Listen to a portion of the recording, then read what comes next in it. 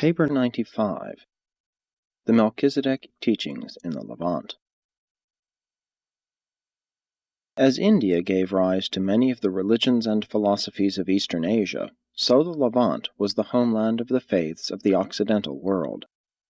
The Salem missionaries spread out all over southwestern Asia through Palestine, Mesopotamia, Egypt, Iran, and Arabia, everywhere proclaiming the good news of the gospel of Melchizedek. In some of these lands their teachings bore fruit, in others they met with varying success. Sometimes their failures were due to lack of wisdom, sometimes to circumstances beyond their control. 1. The Salem religion in Mesopotamia. By 2000 BC, the religions of Mesopotamia had just about lost the teachings of the Sethites and were largely under the influence of the primitive beliefs of two groups of invaders, the Bedouin Semites who had filtered in from the western desert, and the barbarian horsemen who had come down from the north. But the custom of the early Adamite peoples in honoring the seventh day of the week never completely disappeared in Mesopotamia. Only during the Melchizedek era, the seventh day was regarded as the worst of bad luck. It was taboo-ridden. It was unlawful to go on a journey, cook food, or make a fire on the evil seventh day. The Jews carried back to Palestine many of the Mesopotamian taboos which they had found resting on the Babylonian observance of the seventh day, the Shabbatum. Although the Salem teachers did much to refine and uplift the religions of Mesopotamia, they did not succeed in bringing the various peoples to the permanent recognition of one God. Such teaching gained the ascendancy for more than 150 years and then gradually gave way to the older belief in a multiplicity of deities. The Salem teachers greatly reduced the number of the gods of Mesopotamia, at one time bringing the chief deities down to 7, Bel, Shamash, Nabu, Anu, Ea, Marduk, and Sin. At the height of the new teaching, they exalted 3 of these gods to supremacy over all others, the Babylonian triad, Bel, Ea, and Anu, the gods of earth, sea, and sky.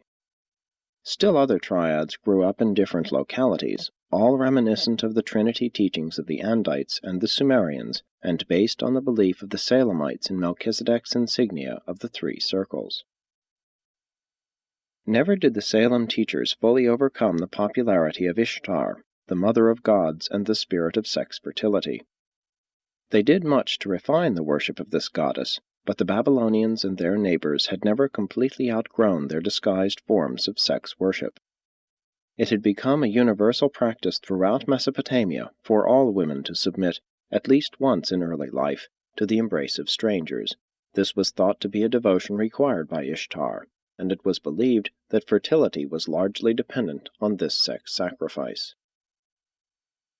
The early progress of the Melchizedek teaching was highly gratifying until Nabodad, the leader of the school at Kish, decided to make a concerted attack upon the prevalent practices of temple harlotry. But the Salem missionaries failed in their effort to bring about this social reform, and in the wreck of this failure, all their more important spiritual and philosophic teachings went down in defeat. This defeat of the Salem gospel was immediately followed by a great increase in the cult of Ishtar, a ritual which had already invaded Palestine as Ashtoreth, Egypt as Isis, Greece as Aphrodite, and the northern tribes as Astarte. And it was in connection with this revival of the worship of Ishtar that the Babylonian priests turned anew to stargazing. Astrology experienced its last great Mesopotamian revival, fortune-telling became the vogue, and for centuries the priesthood increasingly deteriorated. Melchizedek had warned his followers to teach about the one God, the Father and Maker of all, and to preach only the gospel of divine favor through faith alone. But it has often been the error of the teachers of new truth to attempt too much, to attempt to supplant slow evolution by sudden revolution. The Melchizedek missionaries in Mesopotamia raised a moral standard too high for the people. They attempted too much, and their noble cause went down in defeat. They had been commissioned to preach a definite gospel, to proclaim the truth of the reality of the universal Father, but they became entangled in the apparently worthy cause of reforming the mores, and thus was their great mission sidetracked and virtually lost in frustration and oblivion. In one generation, the Salem headquarters at Kish came to an end, and the propaganda of the belief in one God virtually ceased throughout Mesopotamia. But remnants of the Salem schools persisted. Small bands scattered here and there continued their belief in the one Creator and fought against the idolatry and immorality of the Mesopotamian priests. It was the Salem missionaries of the period following the rejection of their teaching who wrote many of the Old Testament psalms, inscribing them on stone, where later-day Hebrew priests found them during the captivity and subsequently incorporated them among the collection of hymns ascribed to Jewish authorship. These beautiful psalms from Babylon were not written in the temples of Bel-Marduk. They were the work of the descendants of the earlier Salem missionaries, and they are a striking contrast to the magical conglomerations of the Babylonian priests. The Book of Job is a fairly good reflection of the teachings of the Salem school at Kish and throughout Mesopotamia. Much of the Mesopotamian religious culture found its way into Hebrew literature and liturgy by way of Egypt through the work of AMENEMOPE and IKHNATON. The Egyptians remarkably preserved the teachings of social obligation derived from the earlier Andite Mesopotamians and so largely lost by the later Babylonians who occupied the Euphrates Valley. 2. Early Egyptian religion. The original Melchizedek teachings really took their deepest root in Egypt, from where they subsequently spread to Europe. The evolutionary religion of the Nile Valley was periodically augmented by the arrival of superior strains of Nodite, Adamite, and later Andite peoples of the Euphrates Valley. From time to time, many of the Egyptian civil administrators were Sumerians. As India in these days harbored the highest mixture of the world races, so Egypt fostered the most thoroughly blended type of religious philosophy to be found on Urantia. And from the Nile Valley it spread to many parts of the world. The Jews received much of their idea of the creation of the world from the Babylonians, but they derived the concept of divine providence from the Egyptians. It was political and moral, rather than philosophic or religious tendencies, that rendered Egypt more favorable to the Salem teaching than Mesopotamia. Each tribal leader in Egypt, after fighting his way to the throne, sought to perpetuate his dynasty by proclaiming his tribal god the original deity and creator of all other gods. In this way, the Egyptians gradually got used to the idea of a super-god, a stepping stone to the later doctrine of a universal creator deity. The idea of monotheism wavered back and forth in Egypt for many centuries, the belief in one god always gaining ground, but never quite dominating the evolving concepts of polytheism. For ages, the Egyptian peoples had been given to the worship of nature gods. More particularly, did each of the 200 separate tribes have a special group god, one worshipping the bull, another the lion, a third the ram, and so on. Still earlier, they had been totem tribes, very much like the Amerinds. In time, the Egyptians observed that dead bodies placed in brickless graves were preserved, embalmed, by the action of the soda-impregnated sand, while those buried in brick vaults decayed. These observations led to those experiments which resulted in the later practice of embalming the dead. The Egyptians believed that preservation of the body facilitated one's passage through the future life. That the individual might properly be identified in the distant future, after the decay of the body, they placed a burial statue in the tomb along with the corpse, carving a likeness on the coffin. The making of these burial statues led to great improvement in Egyptian art.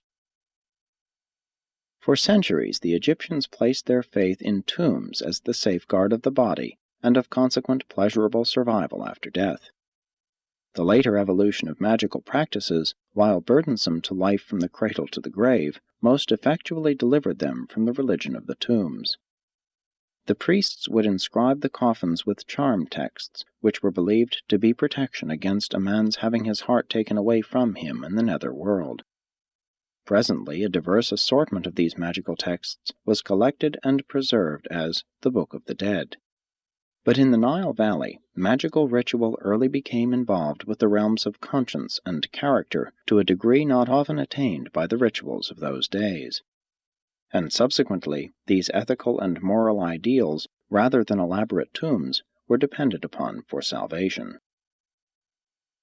The superstitions of these times are well illustrated by the general belief in the efficacy of spittle as a healing agent, an idea which had its origin in Egypt and spread therefrom to Arabia and Mesopotamia. In the legendary battle of Horus with Seth, the young god lost his eye, but after Set was vanquished, this eye was restored by the wise god Thoth, who spat upon the wound and healed it. The Egyptians long believed that the stars twinkling in the night sky represented the survival of the souls of the worthy dead. Other survivors, they thought, were absorbed into the sun. During a certain period, solar veneration became a species of ancestor worship. The sloping entrance passage of the Great Pyramid pointed directly toward the pole star, so that the soul of the king, when emerging from the tomb, could go straight to the stationary and established constellations of the fixed stars, the supposed abode of the kings. When the oblique rays of the sun were observed penetrating earthward through an aperture in the clouds, it was believed that they betokened the letting down of a celestial stairway whereon the king and other righteous souls might ascend. King Pepi has put down his radiance as a stairway under his feet whereon to ascend to his mother. When Melchizedek appeared in the flesh, the Egyptians had a religion far above that of the surrounding peoples.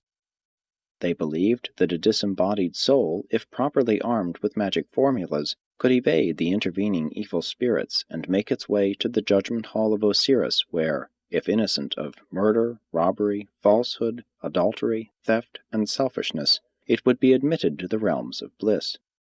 If this soul were weighed in the balance and found wanting, it would be consigned to hell, to the devouress. And this was, relatively, an advanced concept of a future life in comparison with the beliefs of many surrounding peoples. The concept of judgment in the hereafter for the sins of one's life in the flesh on earth was carried over into Hebrew theology from Egypt. The word judgment appears only once in the entire book of Hebrew Psalms, and that particular psalm was written by an Egyptian.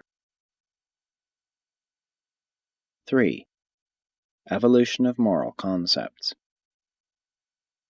Although the culture and religion of Egypt were chiefly derived from Andite Mesopotamia and largely transmitted to subsequent civilizations through the Hebrews and Greeks, very much of the social and ethical idealism of the Egyptians arose in the valley of the Nile as a purely evolutionary development. Notwithstanding the importation of much truth and culture of Andite origin, there evolved in Egypt more of a moral culture as a purely human development than appeared by similar natural techniques in any other circumscribed area prior to the bestowal of Michael. Moral evolution is not wholly dependent on revelation. High moral concepts can be derived from man's own experience. Man can even evolve spiritual values and derive cosmic insight from his personal experiential living because a divine spirit indwells him. Such natural evolutions of conscience and character were also augmented by the periodic arrival of teachers of truth, in ancient times from the second Eden, later on from Melchizedek's headquarters at Salem. Thousands of years before the Salem gospel penetrated to Egypt, its moral leaders taught justice, fairness, and the avoidance of avarice. 3,000 years before the Hebrew scriptures were written, the motto of the Egyptians was, "Established is the man whose standard is righteousness, who walks according to its way." They taught gentleness, moderation, and discretion. The message of one of the great teachers of this epoch was, "Do right and deal justly with all." The Egyptian triad of this age was truth, justice, righteousness. Of all the purely human religions of Urantia, none ever surpassed the social ideals and the moral grandeur of this one-time humanism of the Nile Valley. In the soil of these evolving ethical ideas and moral ideals, the surviving doctrines of the Salem religion flourished. The concepts of good and evil found ready response in the hearts of a people who believed that Life is given to the peaceful, and death to the guilty. The peaceful is he who does what is loved, the guilty is he who does what is hated. For centuries, the inhabitants of the Nile Valley had lived by these emerging ethical and social standards before they ever entertained the later concepts of right and wrong, good and bad. Egypt was intellectual and moral, but not overly spiritual. In 6,000 years, only 4 great prophets arose among the Egyptians. Amenemope they followed for a season. Ochban they murdered. IKHNATON they accepted, but half-heartedly for 1 short generation. Moses they rejected. Again, was it political rather than religious circumstances that made it easy for Abraham, and later on, for Joseph, to exert great influence throughout Egypt in behalf of the SALEM teachings of one God? But when the SALEM missionaries first entered Egypt, they encountered this highly ethical culture of evolution blended with the modified moral standards of Mesopotamian immigrants. These early Nile Valley teachers were the first to proclaim conscience as the mandate of God, the voice of deity. 4. The teachings of Amenemope.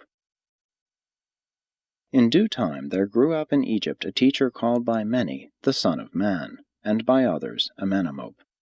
This seer exalted conscience to its highest pinnacle of arbitrament between right and wrong, taught punishment for sin, and proclaimed salvation through calling upon the solar deity. Amenemope taught that riches and fortune were the gift of God, and this concept thoroughly colored the later appearing Hebrew philosophy. This noble teacher believed that God consciousness was the determining factor in all conduct, that every moment should be lived in the realization of the presence of and responsibility to God. The teachings of this sage were subsequently translated into Hebrew and became the sacred book of that people long before the Old Testament was reduced to writing. The chief preachment of this good man had to do with instructing his son in uprightness and honesty in governmental positions of trust, and these noble sentiments of long ago would do honor to any modern statesman. This wise man of the Nile taught that riches take themselves wings and fly away, that all things earthly are evanescent. His great prayer was to be saved from fear. He exhorted all to turn away from the words of men to the acts of God. In substance, he taught, man proposes, but God disposes. His teachings, translated into Hebrew, determined the philosophy of the Old Testament book of Proverbs. Translated into Greek, they gave color to all subsequent Hellenic religious philosophy. The later Alexandrian philosopher Philo possessed a copy of the Book of Wisdom.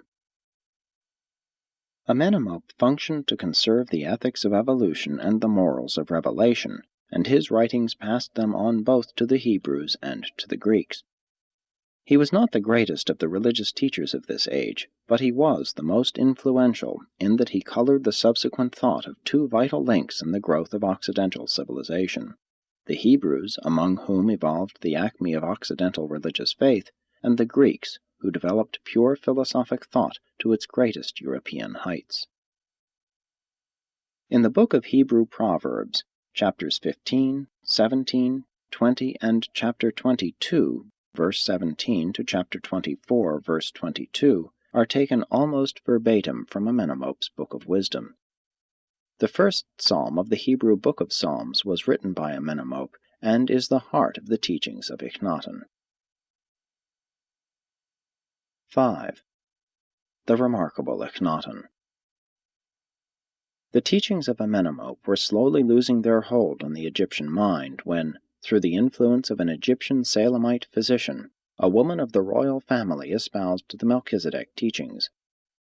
This woman prevailed upon her son, IKHNATON, Pharaoh of Egypt, to accept these doctrines of one God. Since the disappearance of Melchizedek in the flesh, no human being up to that time had possessed such an amazingly clear concept of the revealed religion of Salem as IKHNATON. In some respects, this young Egyptian king is one of the most remarkable persons in human history. During this time of increasing spiritual depression in Mesopotamia, he kept alive the doctrine of El Elyon, the one God, in Egypt, thus maintaining the philosophic monotheistic channel which was vital to the religious background of the then future bestowal of Michael. And it was in recognition of this exploit, among other reasons, that the child Jesus was taken to Egypt, where some of the spiritual successors of Ikhnaton saw him, and, to some extent, understood certain phases of his divine mission to Urantia. Moses, the greatest character between Melchizedek and Jesus, was the joint gift to the world of the Hebrew race and the Egyptian royal family. And had Ikhnaton possessed the versatility and ability of Moses, had he manifested a political genius to match his surprising religious leadership, then would Egypt have become the great monotheistic nation of that age. And if this had happened, it is barely possible that Jesus might have lived the greater portion of his mortal life in Egypt. Never in all history did any king so methodically proceed to swing a whole nation from polytheism to monotheism, as did this extraordinary Ikhnaton. With the most amazing determination, this young ruler broke with the past, changed his name, abandoned his capital, built an entirely new city, and created a new art and literature for a whole people. But he went too fast. He built too much, more than could stand when he had gone. Again, he failed to provide for the material stability and prosperity of his people, all of which reacted unfavorably against his religious teachings when the subsequent floods of adversity and oppression swept over the Egyptians. Had this man of amazingly clear vision and extraordinary singleness of purpose had the political sagacity of Moses, he would have changed the whole history of the evolution of religion and the revelation of truth in the Occidental world. During his lifetime, he was able to curb the activities of the priests, whom he generally discredited, but they maintained their cults in secret and sprang into action as soon as the young king passed from power, and they were not slow to connect all of Egypt's subsequent troubles with the establishment of monotheism during his reign. Very wisely, Akhenaton sought to establish monotheism under the guise of the sun god. This decision to approach the worship of the Universal Father by absorbing all gods into the worship of the sun was due to the counsel of the Salemite physician. Akhenaton took the generalized doctrines of the then existent Aton faith regarding the fatherhood and motherhood of deity and created a religion which recognized an intimate worshipful relation between man and God. Akhenaton was wise enough to maintain the outward worship of Aton, the sun god, while he led his associates in the disguised worship of the one God, creator of Aton, and supreme father of all. This young teacher-king was a prolific writer, being author of the exposition entitled The One God, a book of 31 chapters, which the priests, when they returned to power, utterly destroyed. Akhenaton also wrote 137 hymns, 12 of which are now preserved in the Old Testament book of Psalms, credited to Hebrew authorship. The supreme word of Akhenaton's religion in daily life was righteousness, and he rapidly expanded the concept of right-doing to embrace international as well as national ethics. This was a generation of amazing personal piety and was characterized by a genuine aspiration among the more intelligent men and women to find God and to know Him. In those days, social position or wealth gave no Egyptian any advantage in the eyes of the law. The family life of Egypt did much to preserve and augment moral culture, and was the inspiration of the later superb family life of the Jews in Palestine. The fatal weakness of Akhenaton's gospel was its greatest truth, the teaching that Aton was not only the creator of Egypt, but also of the whole world, man and beasts, and all the foreign lands, even Syria and Cush, besides this land of Egypt. He sets all in their place and provides all with their needs. These concepts of deity were high and exalted, but they were not nationalistic. Such sentiments of internationality in religion failed to augment the morale of the Egyptian army on the battlefield, while they provided effective weapons for the priests to use against the young king and his new religion. He had a deity concept far above that of the later Hebrews, but it was too advanced to serve the purposes of a nation-builder. Though the monotheistic ideals suffered with the passing of Akhenaton, the idea of one God persisted in the minds of many groups, The son-in-law of Ikhnaton went along with the priests back to the worship of the old gods, changing his name to Tutankhamun. The capital returned to Thebes, and the priests waxed fat upon the land, eventually gaining possession of 1/7 of all Egypt, and presently one of this same order of priests made bold to seize the crown. But the priests could not fully overcome the monotheistic wave. Increasingly, they were compelled to combine and hyphenate their gods. More and more the family of gods contracted. Ikhnaton had associated the flaming disk of the heavens with the Creator God, and this idea continued to flame up in the hearts of men, even of the priests, long after the young reformer had passed on. Never did the concept of monotheism die out in the hearts of men in Egypt and in the world. It persisted even to the arrival of the Creator Son of that same Divine Father, the one God whom Ikhnaton had so zealously proclaimed for the worship of all Egypt. The weakness of Ikhnaton's doctrine lay in the fact that he proposed such an advanced religion that only the educated Egyptians could fully comprehend his teachings. The rank and file of the agricultural laborers never really grasped his gospel, and were, therefore, ready to return with the priests to the old-time worship of Isis and her consort Osiris, who was supposed to have been miraculously resurrected from a cruel death at the hands of Set, the god of darkness and evil. The teaching of immortality for all men was too advanced for the Egyptians. Only kings and the rich were promised a resurrection. Therefore did they so carefully embalm and preserve their bodies in tombs against the day of judgment. But the democracy of salvation and resurrection as taught by Ikhnaton eventually prevailed, even to the extent that the Egyptians later believed in the survival of dumb animals.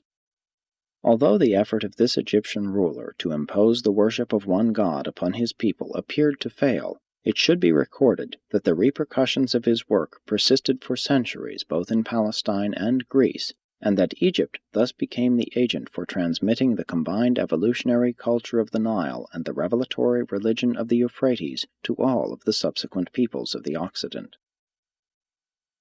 The glory of this great era of moral development and spiritual growth in the Nile Valley was rapidly passing at about the time the national life of the Hebrews was beginning, and consequent upon their sojourn in Egypt, these Bedouins carried away much of these teachings and perpetuated many of Ikhnaton's doctrines in their racial religion. 6. The Salem Doctrines in Iran.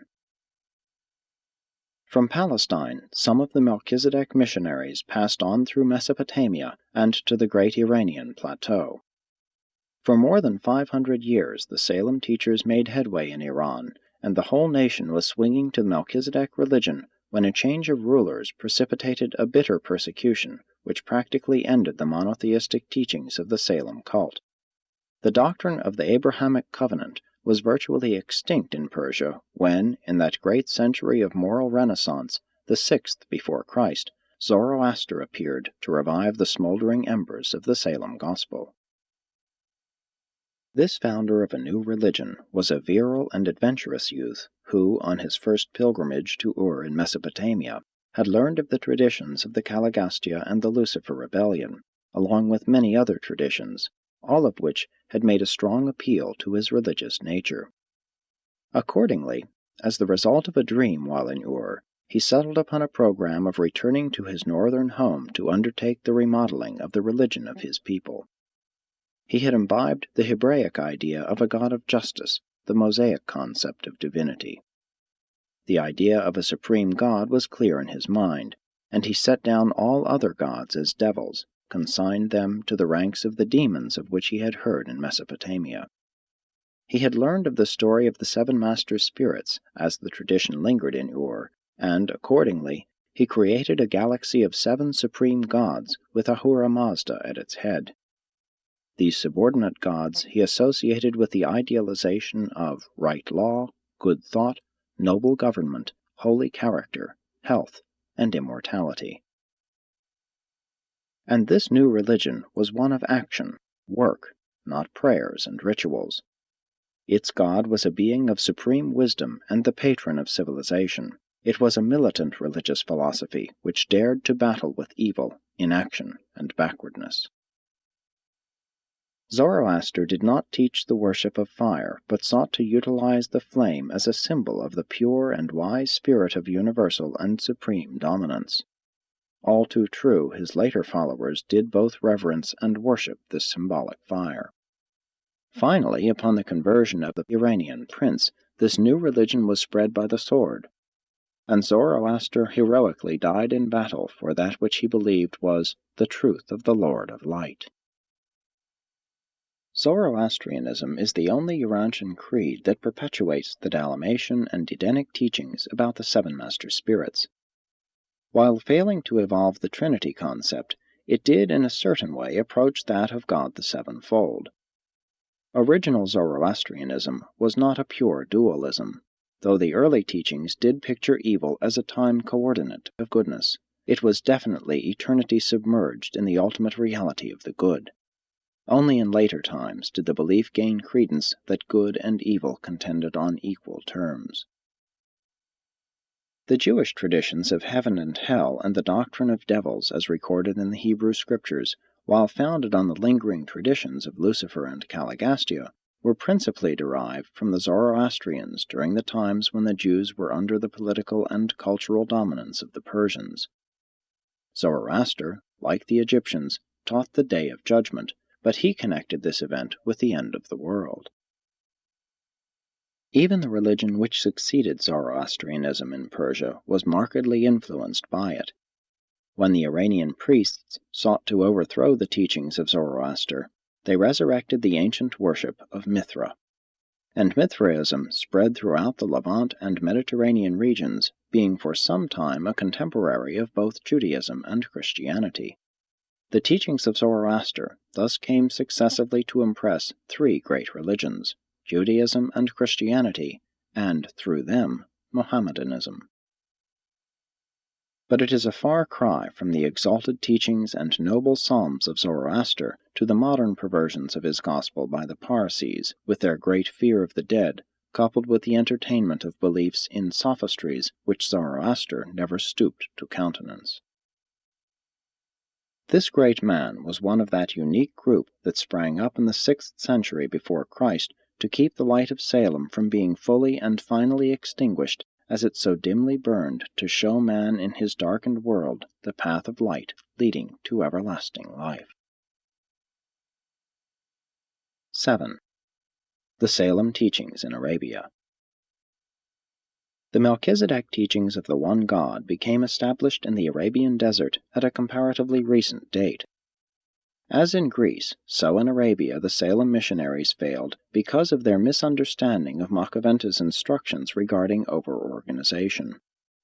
But they were not thus hindered by their interpretation of his admonition against all efforts to extend the gospel through military force or civil compulsion. Not even in China or Rome did the Melchizedek teachings fail more completely than in this desert region so very near Salem itself. Long after the majority of the peoples of the Orient and Occident had become respectively Buddhist and Christian, the desert of Arabia continued as it had for thousands of years. Each tribe worshipped its olden fetish, and many individual families had their own household gods. Long the struggle continued between Babylonian Ishtar, Hebrew Yahweh, Iranian Ahura, and Christian Father of the Lord Jesus Christ. Never was one concept able fully to displace the others. Here and there throughout Arabia were families and clans that held on to the hazy idea of the one God. Such groups treasured the traditions of Melchizedek, Abraham, Moses, and Zoroaster. There were numerous centers that might have responded to the Jesusonian gospel, but the Christian missionaries of the desert lands were an austere and unyielding group in contrast with the compromisers and innovators who functioned as missionaries in the Mediterranean countries. Had the followers of Jesus taken more seriously his injunction to go into all the world and preach the gospel, and had they been more gracious in that preaching, less stringent in collateral social requirements of their own devising, then many lands would gladly have received the simple gospel of the carpenter's son, Arabia among them. Despite the fact that the great Levantine monotheisms failed to take root in Arabia, this desert land was capable of producing a faith which, though less demanding in its social requirements, was nonetheless monotheistic. There was only one factor of a tribal, racial, or national nature about the primitive and unorganized beliefs of the desert, and that was the peculiar and general respect which almost all Arabian tribes were willing to pay to a certain black stone fetish in a certain temple at Mecca. This point of common contact and reverence subsequently led to the establishment of the Islamic religion. What Yahweh, the volcano spirit, was to the Jewish Semites, the Kaaba stone became to their Arabic cousins. The strength of Islam has been its clear-cut and well-defined presentation of Allah as the one and only deity. Its weakness, the association of military force with its promulgation, together with its degradation of woman. But it has steadfastly held to its presentation of the one universal deity of all, who knows the invisible and the visible. He is the merciful and the compassionate. Truly God is plenteous in goodness to all men. And when I am sick, it is He who heals me. For whenever as many as three speak together, God is present as a fourth. For is He not the first and the last, also the seen and the hidden? Presented by a Melchizedek of Nevadon.